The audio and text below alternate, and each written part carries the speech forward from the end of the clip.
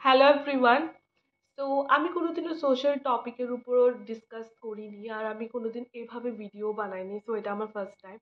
So আজকে আমি যে টপিকটা নিয়ে ভিডিও বানাচ্ছি সেটা হলো আর কিছুদিন ধরে আমাদের স্টেটের মধ্যে আমি দেখতে পাচ্ছি যে ছেলেদের মধ্যে সুসাইড কেসেস বেড়ে যাচ্ছে এবং রিসেন্টলি দু দু তিনটে ঘটনা আমি লক্ষ্য করেছি যে ছেলেরা সুসাইড করছে বিভিন্ন কারণে। তো এটা বিভিন্ন কারণেই হচ্ছে। রিসেন্টলি খুবই কম বয়সী একটা ছেলেকে আমরা হারালাম ইকফাই কলেজের, আর তার আগে এনআইটির পিএইচডি হোল্ডার একটা ছেলেকে হারালাম। তাছাড়াও উদয়পুর আমি আরেকটা কেস দেখেছি। আহ, এটা এটাও একটা ভ্যালিড একটা কেস ছিল। সো আমি দেখতে পাচ্ছি যে ছেলেদের মধ্যে সুইসাইড কেসেসগুলো বেড়ে যাচ্ছে এবং according to Google Tripura 7th পজিশনে আছে ইন্ডিয়ার মধ্যে সুইসাইড কেসেসের মধ্যে। সো এটা খুবই একটা ভয়ানক একটা বিষয় যে এত ছোট্ট একটা স্টেট, এত কম পপুলেশনের মধ্যে সুইসাইড কেসেস এত বেড়ে যাচ্ছে, তাও ছেলেদের মধ্যে বেশি বেড়ে যাচ্ছে মেয়েদের তুলনায়। সো এটা একটা খুবই একটা ভয়ঙ্কর একটা বিষয়। সো এটা নিয়ে আমাদের সবার আই থিঙ্ক জাগরুক হওয়া দরকার এবং as a citizen of India আমি and citizen of Tripura also, so আমি ভাবলাম যে এই টপিকটা নিয়ে কথা বলা উচিত, আমাদের সবার কথা বলা উচিত। সো আমি এটাই বলতে চাই যে ডোমেস্টিক ভায়োলেন্স যে শুধুমাত্র মেয়েদের সাথে হয়, নো, এটা না। আজকে আগে আমরা শুনতাম যে মেয়েদের সাথে ডোমেস্টিক ভায়োলেন্স হয়েছে, আমি নিজেও ছোটবেলা অনেক আমার আশেপাশে অনেক আন্টিদের দেখেছি ডোমেস্টিক ভায়োলেন্সের শিকার হয়েছে।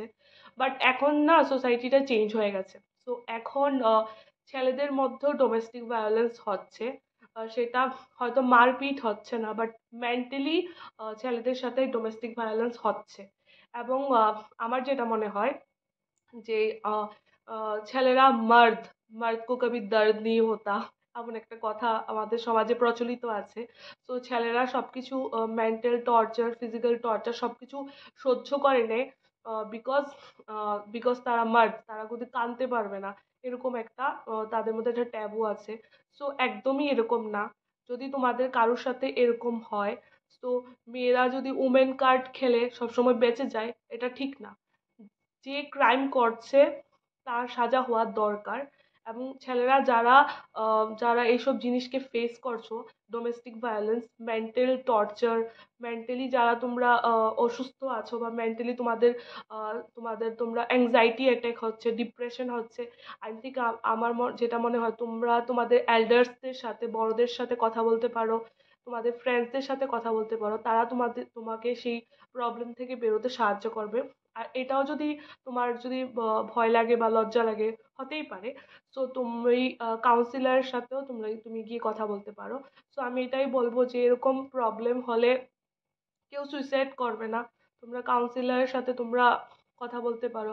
বিকজ সুইসাইড করাটা অনেক ইজি, বাট একজনের জন্য তুমি সুইসাইড করছো, বাট তোমার যে মা বাবা তোমাকে এত কষ্ট করে বড় করেছে, তোমার জন্য যারা সারা জীবন কাঁদবে, তাদের কথা একটা বার ভেবো। এবং প্লিজ এই ধরনের কাজ তোমরা করো না, বিকজ লাইফ ইজ প্রিসিয়াস এবং জীবন সবাই একবারই পায়।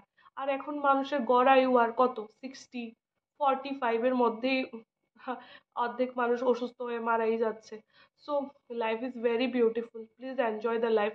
একজনের জন্য মরে তো লাভ নেই, লাইফের মধ্যে অনেক অপরচুনিটি আসে। অ্যান্ড আই থিঙ্ক এই যে এজটা আছে, মানে 18, 19, 20, 24 যে এজটা আছে, এটার মধ্যে হয় এরকম যে এটার মধ্যে অনেক ধরনের প্রবলেমস আছে মেন্টালি। বাট আই থিঙ্ক আমরা সবাই এই জিনিসগুলো ফেস করেছি। বাট তার জন্য সুইসাইড করাটা আই ডোন্ট থিঙ্ক এটা একটা ভালো জিনিস, বিকজ তোমার প্যারেন্টসরা তোমাকে অনেক ভালোবাসে, ওদের কথা ভাবো।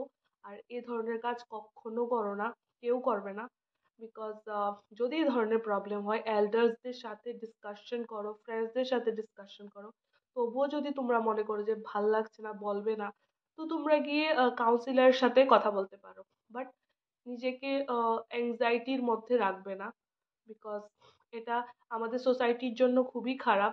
কারণ এত শিক্ষিত ছেলেরা যদি এই ধরনের কাজ করে, তাহলে আমরা আমাদের নেক্সট যে জেনারেশন আছে তাদেরকে আমরা কি শেখাচ্ছি? তাদেরকে আমরা এটা শেখাচ্ছি যে জীবনে হার মেনে যাও এবং সুসাইড করে মরে যাও। তো ইটস নট লাইক দিস। আমরা এরকম ধরনের এক্সাম্পল ক্রিয়েট করতে পারি না আমাদের নেক্সট জেনারেশনের জন্য। সো প্লিজ মেক শিওর এ ধরনের কাজ কেউ করবে না। এটাই আমার আজকের ভিডিওটা বানানোর উদ্দেশ্য ছিল। তো আমি শুধু এটাই চাই যে আমাদের সোসাইটিটা অনেক সুন্দর হোক এবং এই ধরনের সুসাইড অ্যাটাকের কারণে আমরা আমাদের নেক্সট জেনারেশনের জন্য খুবই বাজে এক্সাম্পল সেট করছি, যেটা একদমই করা উচিত নয়। তো প্লিজ, ডোমেস্টিক ভায়োলেন্স যদি ছেলেদের সাথে হয়, এটা অনেক ধরনের হতে পারে, মেন্টাল টর্চার, ফিজিক্যাল টর্চার, অনেক ধরনের হতে পারে। Please talk about it. And যদি এক্সট্রিম লেভেলের হয়ে যায় তাহলে তোমরা পুলিশের হেল্পও নিতে পারো, বাট কেউ এ ধরনের কাজ কখনো করবে না। এটাই আজকে টপিকটা বানানোর উদ্দেশ্য ছিল। ভালো লাগলে প্লিজ শেয়ার করে দেবে তোমার ওই ফ্রেন্ডের সাথে যে এ ধরনের মেন্টাল টর্চারের মধ্য দিয়ে যাচ্ছে। ভিডিওটা যদি ভালো লাগে আর এ ধরনের টপিক যদি তোমাদের ভালো লাগে তাহলে আমাকে বলবে, তাহলে আমি আমাদের সোসাইটি রিলেটেড যে প্রবলেমগুলো আছে এগুলো নিয়ে ভিডিও ফার্দার আরো বানাবো। Thank you for watching. নমস্কার।